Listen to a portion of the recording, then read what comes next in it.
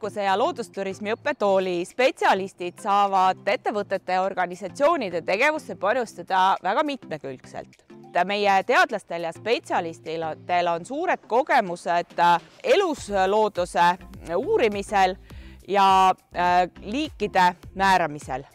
Et kui teie ettevõttel või organisatsioonil on tarvis näiteks kuskile mõni objekt rajada või mingeid maastikuväärtusi hinnata selleks, et teha parimaid otsuseid, siis on meie entomoloogidel, zooloogidel, ornitoloogidel, botaanikutel, samblateadlastel olemas see kompetents, et tulla teie kinnistule või soovitud territooriumile ja viia seal läbi näiteks inventuur, hinnata siis ära see looduse seisund ja olukord ning soovi korral anda siis näiteid, kuidas oma tegevust seal loodusele parimal viisil planeerida. Kui teil on soov arendada oma ettevõttes, omavalitsuses või kodukohas näiteks loodusturismi või maaturismi, siis meie eksperdid saavad teile ka selles abiks olla nii uuringutega kui ka planeerimisprotsessis.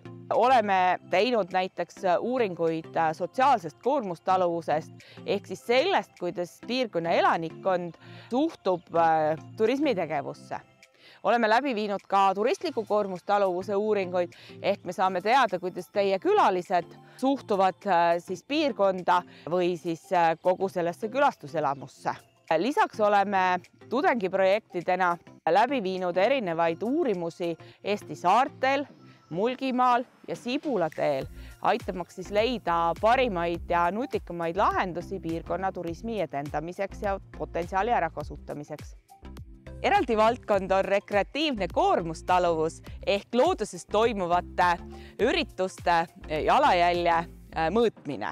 Kui teie korraldate looduses mingit sündmust, spordiüritust ja teile, maaomanikule või Keskkonnaametile on oluline teada selle sündmuse jalajälge ja mõju, siis meil on olemas oskused ja võimekus jalajälge ja need mõjusid mõõta ning anda soovitusi teie sündmuse paremaks korraldamiseks looduses.